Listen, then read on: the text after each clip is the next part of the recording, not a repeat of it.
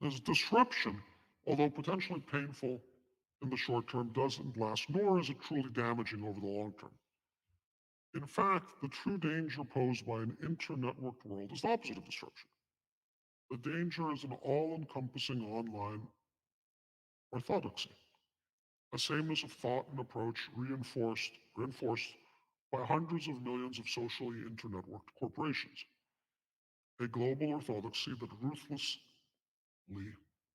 narrows public thought down to a single barren ideological framework, a ruling network that prevents dissent and locks us into stagnation and inevitable failure as it runs afoul of reality and human nature. This ruling network already exists. His concern, which is not dissimilar from mine, it's framed differently, but it's not dissimilar, is that as we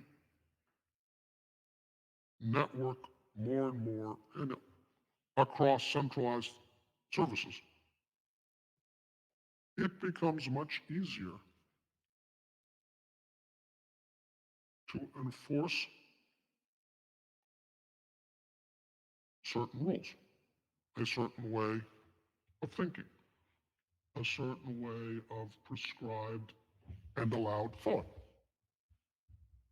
And what I think we know historically from human societies is that societies that allow freedom of thought, that allow freedom of speech, that allow freedom of action, that are more human centric, less top down, less controlled, less totalitarian, less authoritarian, outperform in every way.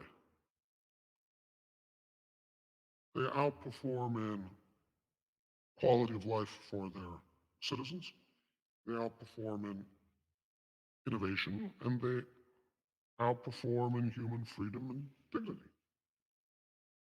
And I think the reason for it is that anything that ends up being hierarchical top down eventually bottlenecks on an information processing side with the people at the top. Right? Like, even if you assume away bad intentions, which you should not, right? People in power ultimately prefer to stay in power. But even if you assume away um, bad intentions and assume that the people at the top selflessly want to manage the economy, the country, the society for its benefit, it is simply impossible for a small group of people at the top of any complex society to make all the right decisions on every single topic for everyone across the country. It is impossible. It is why, as humans went from smaller societies to larger societies, and simpler societies to more complex, advanced societies, we have decentralized power to let people operate, to let people look around in their. Take the simplest example. You're in Washington, D.C. Would it be logical for you to know if in Santa Fe, New Mexico, someone should open an organic grocery store? If you look at Soviet era central planning, 5 years plan, they were trying to do this across all 11 time zones of the Soviet Union. Turned out you can't do it effectively. It doesn't mean you're not smart. It just means there's just too much information for a small group of people at the top to process.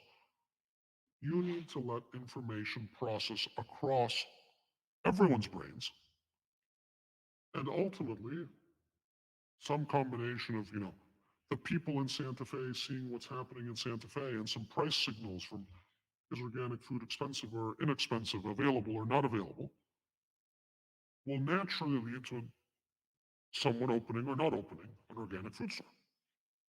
And it's like this for everything, right? Like systems that are centralized information processing systems break down under a certain level of complexity. And so when he means a single barren ideological framework that runs afoul of reality and human nature, I believe, I'm going to try and get him on the course in the spring. I believe, did you catch that, George? I might have committed for the spring. I believe this is what he means. That if you lose diversity of thought, including people who are quote unquote wrong, you end up with a less successful society. A successful society lets people disagree. A successful society lets people think wrong things, because sometimes it turns out, most times when people are thinking wrong things, they're actually wrong. But sometimes when people are thinking wrong things, they're actually very, very, very right, and they help society move forward.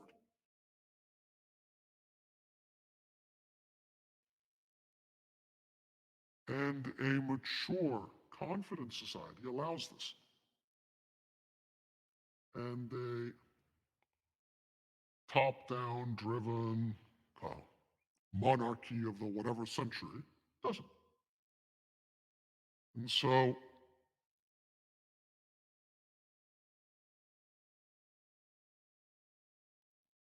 hold this thought as we look at the next couple of slides.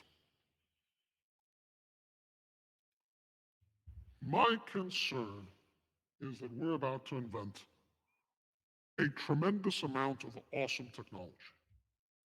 Awesome. That is the correct word.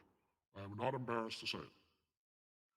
I think over the next 5, 10, and 20 years, the quote unquote fourth industrial revolution technologies will hit some type of sci-fi level of capability. I didn't put them all here. Biotech belongs on this, maybe quantum computing, genetic type of things, but I don't think they're as relevant for this discussion. The ones that I think are relevant are these. So, AI, machine learning.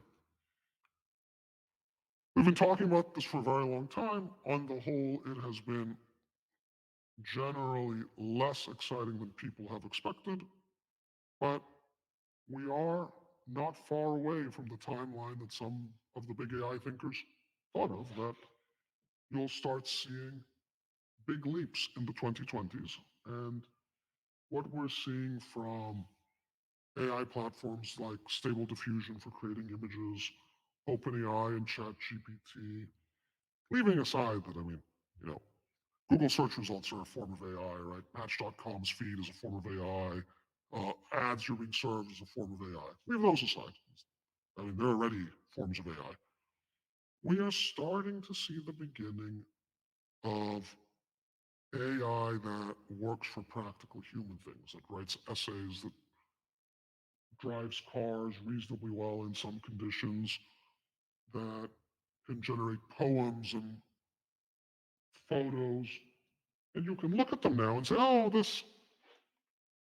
here's an error, and here's another error, and here's this thing that's going wrong. And I think for the purpose of this analysis, it doesn't matter, because all those things are getting better every month. So pick whatever time frame you want. You think it's 3 years, you think it's 7 years, you think it's 17 years. It's not 353 years. Within the lifetime of almost everyone in the audience today, we will see extremely capable AIs. A. B. Most major countries are heading towards some form of central bank digital currency. Central bank digital currencies are natively digital currencies like Bitcoin and Ethereum, but permissioned with central points of control, central points of programmability. This is viewed as a feature, not as a bug. It is viewed as a feature that will allow governments to implement automated rules from, at the most basic level, anti-money laundering and know your customer rules, to negative interest rates, to socially desirable spending rules. You can only spend this much on carbon or meat or what have you this month, right? You've passed your limit. So these are payment systems, and they are payment systems that, as described by some of their proponents, are much more directive than the payment systems we've had our whole lives that ultimately have allowed for most of our lives to a practical degree also the possibility of cash.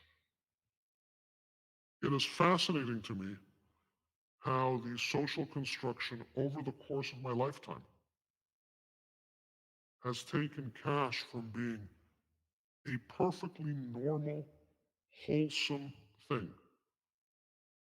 When I was a little kid, you say, oh, look, you get your allowance, you get cash, it's normal. Here's a $5 bill.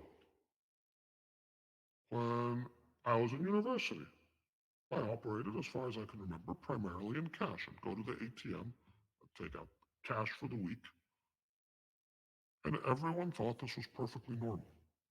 Of course, everyone's aware that there is some percentage of tax evasion from cash. There is some percentage of money laundering, drug dealing. These are all true things, and it is correct that law enforcement authorities chase these things around. That's what they should do. But we have gone from a presumption that cash is default normal, even wholesome, I would say, to a presumption that cash is default suspicious and should be eliminated, the quote unquote death of cash. Many countries here in Europe have now put limits on how much cash you can take out. Israel's done something similar. And within the European Union, there is an absolute strong push to keep reducing those limits. So it is viewed as socially desirable by many parties to eliminate cash. And then you'll have a fully permissioned system for spending, which will be sold as desirable. We will prevent spending on inappropriate things. Let's hold that thought. Next one, mixed reality. Mixed reality, as we saw earlier in this course, is augmented and virtual reality. Once again, over a practical time frame, it's going to be awesome. Our glasses, our contact lenses, maybe in the fullness of time, our neural implants, but I don't know how. That one seems like it has a ways ahead of it. But our glasses, for sure. Will overlay Google Maps in your field of vision. They will bring Fidenzas into common fields of vision. They will remind you who the person was at the conference. They will allow you to transform your working space both aesthetically but also for productive purposes. Why am I limited to two 25-inch screens? You won't, don't worry, you won't be. We will be able to work and move through arbitrarily large digital and mixed reality spaces. It's wonderful. It will lead to greater productivity. It will lead to more immersive gaming. It will lead to more human level communication. Your friends, family, loved ones, romantic partners who are not living near you, you'll see them full size in your field of vision. It's an improvement. It's an improvement in the quality of human life. It's great. But again, hold that thought. Big data capture, capturing of all the data, the amount of data that the first three are going to create will be staggering. And interestingly, the third, augmented reality will start picking up biometric data. Augmented reality has cameras in your field of vision. It might have, in time, cameras looking at your eye. It has much more intrusive data than even the most intrusive ads you see online. They'll be able to know in time, are you scared? Are you happy? Are you lying? Are you feeling pleasure from whatever it is that you're watching? Are you socially compliant? Are you less socially compliant? These things are not in a far sci-fi future. They're within a practical future. They're not today. We're not there yet. But they're also not 100 years away. And so you will have these gigantic data streams that are being driven from the first three. And then, Metaverse, which is the name of this course, which I had said earlier in the course, and I stand by my definition, it's the internet, but with better visualization and persistent digital objects. And so you put these together, and the good part is our digital experience is about to get much, much better. In 10 to 20 years, I'm looking at my computer screens now that are basically the same user experience as the early browsers with slightly better graphics. Right? Like early Netscape was not an order of magnitude different than Chrome is today. And I'm looking at this and I think, oh yeah, there's no doubt in 10 or 20 years we're going to look at this and it's going to look antiquated. It's like, gosh, how did people even live that way? How did people even work that way? Can you believe the old people used to use the internet like this? Because it's going to become much more realistic, much more interactive. It will be a blended space of humans and AIs. There will be AIs to help with anything, not just driving, not just walking you through the Uffizi, but I'm pretty sure education's going to change. I'm pretty sure the current model of education is going to get completely rescaled by AIs. So all of this is going to be wonderful. Right? We'll have a lot of features. But there's a dark side too. And the dark side looks something like the following. You will have basically the ability for a company or a government to have permanent, holistic surveillance of everyone's environment. We have already made great leaps in this area. All of us carry around with us a microphone at all times, which for most phones in most jurisdictions and most carriers can also be switched on remotely without you knowing. If you had told someone in, I don't know, the 1980s in East Germany that under the quite intrusive Stasi, that in the future, people in free countries will make sure they jam a microphone in their pocket wherever they go, people might be surprised. But yet we did, because it's convenient and useful, and it's nice to have cell phones. And cell phones now have all these features, and they have microphones and cameras, and they're pretty useful. But it's going to be much more than that, right? Like our glasses will be seeing our environment. We'll be tracking our biometric data. We'll be tracking our biometric data even through wearables, right? It'll be good for health. I have a watch on that tells me my heart rate and my steps. That's cool. It's useful. I want to know my heart rate and my steps. But I'm pretty sure Samsung also knows them. And maybe Google, I don't know. And maybe along the transmittal pathways, maybe many other people, maybe national security agencies. Now, do national security agencies have any particular interest in how many steps it is? No, of course not. I am not that, you know, one of the things with big data is less that someone is sitting there at the NSA being like, oh, wow, 6529's not really getting his cardio in today. Nobody has time for that. There's billions of people in the world. But these things are valuable and interesting at the societal level, at the aggregate level.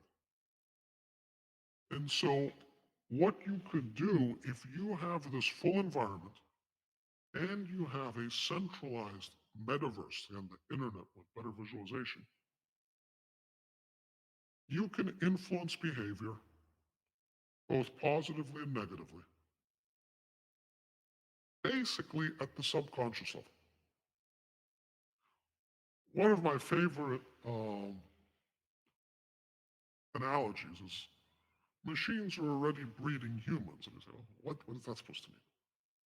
Well, I think in the United States, something like 50% of marriages come from dating applications. And dating applications, you are presented a feed. And that feed is trying to somehow predict who you'd like to see, for better or for worse. And I'm not saying the feed has any negative intention, but it has good intentions. But it's some machine algorithm that's trying to find you a partner. And sometimes that turns out to be a spouse, and sometimes out to be the parent of the children you have together. And in some weird way, a machine has put you together, and the biases of that machine algorithm might change how people match up. And if they change how people match up, they might even, like, in effect, be changing the gene pool. It's weird. I mean, very weird to think about. But I think it's kind of true. And imagine that, but more granular, more immersive, more um, subconscious. If you are given little dopamine hits for doing things in societally approved ways, and it can be done at scale, it doesn't matter if there isn't someone at the NSA checking in on me personally. In fact, all this stuff doesn't need to be 100% effective. I'm going to say 80% effective, but it doesn't need to be 80% effective either.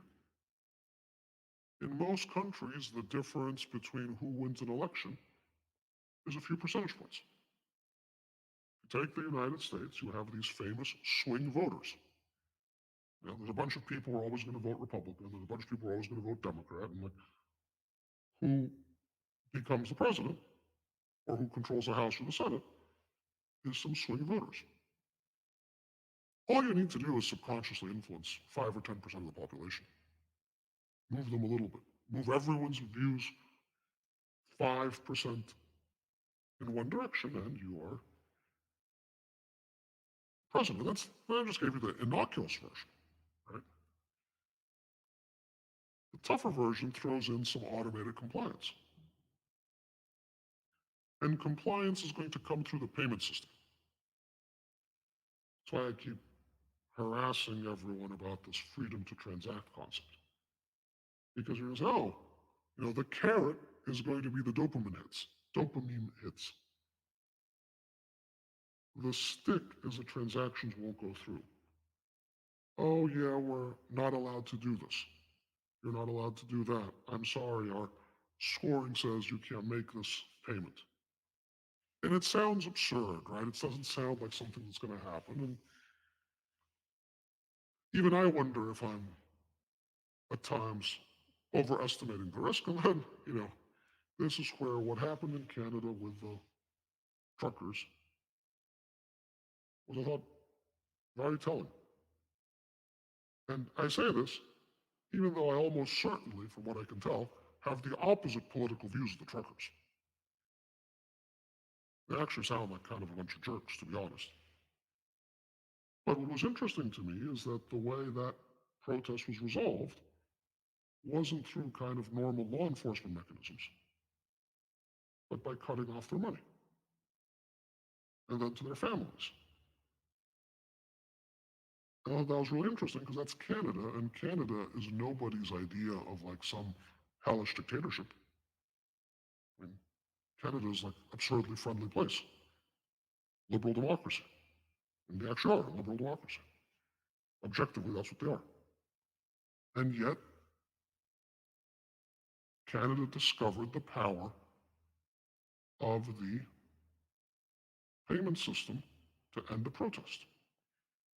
And I'm concerned because a lot of people who should be concerned about this thing aren't concerned because they're like, well, I don't like those guys. I'm glad they did it.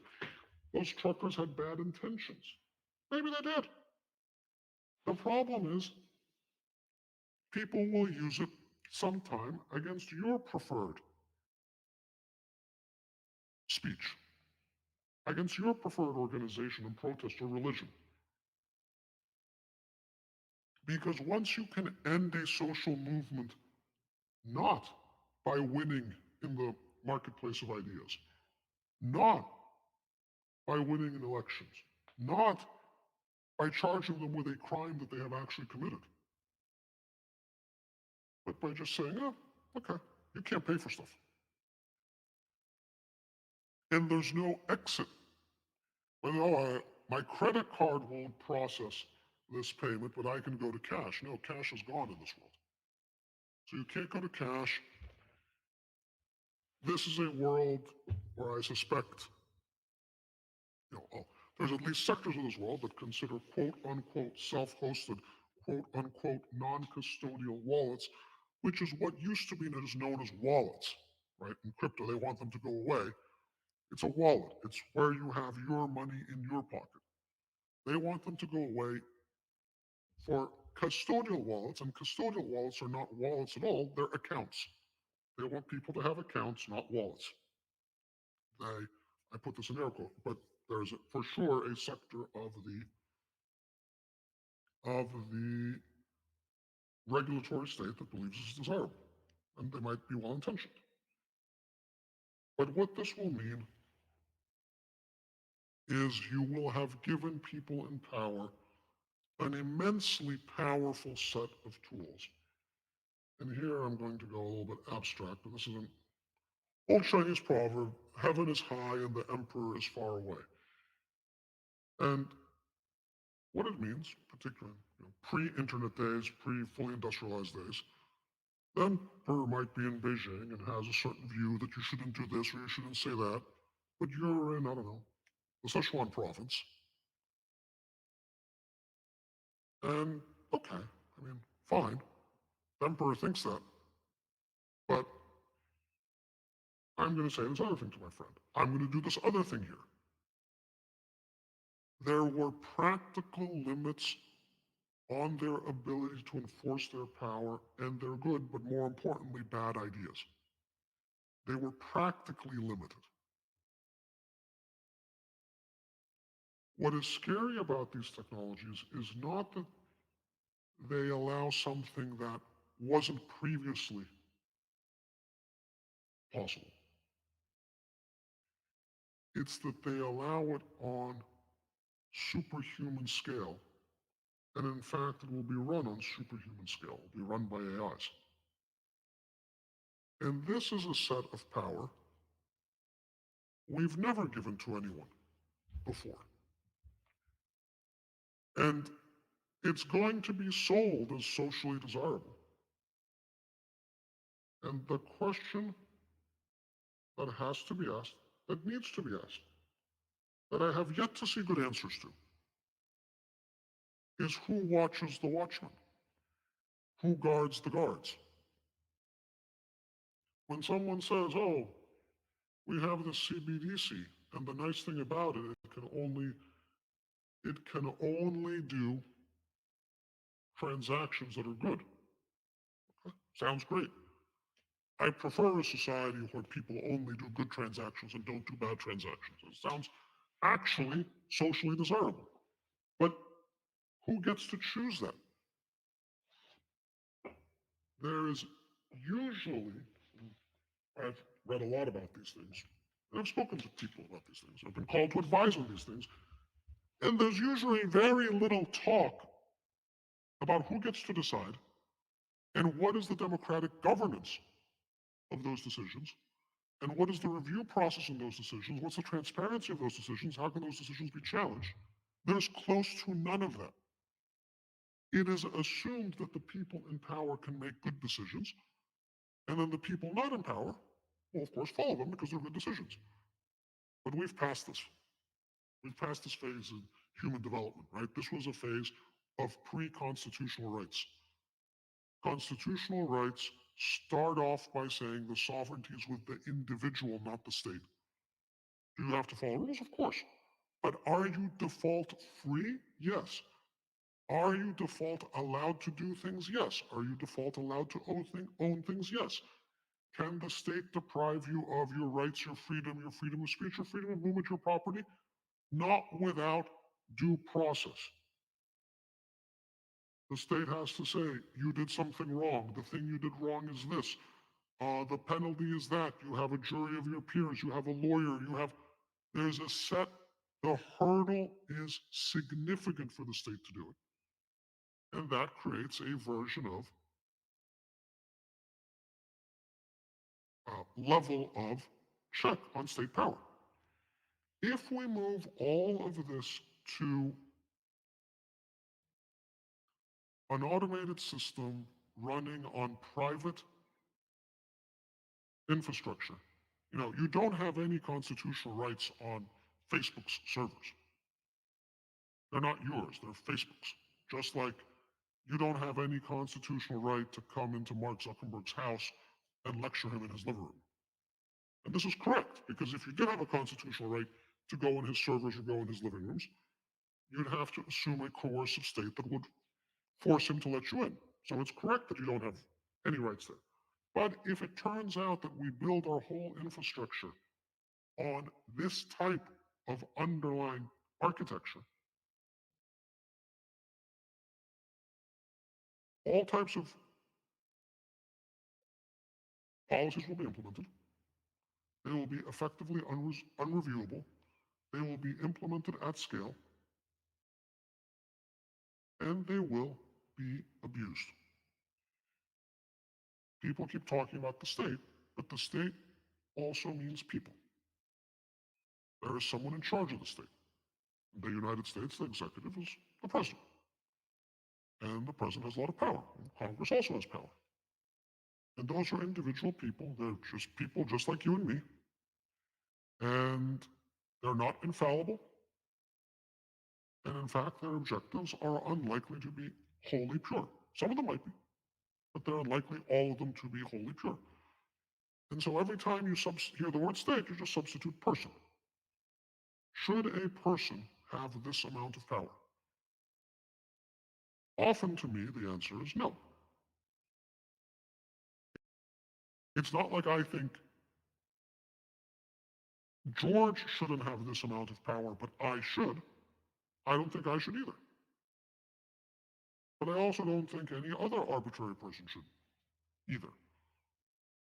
And this is what the nature of a constitutional democracy is, right? The nature of a constitutional democracy puts significant limits on the government's power versus what it used to be before we did this. And if we lose this indirectly in the digital world, in this highly immersive digital world, it can be very problematic. Now, okay, so this was all like, mostly scary, and I think it is mostly scary. I mean, this is kind of the basis of everything I've been writing about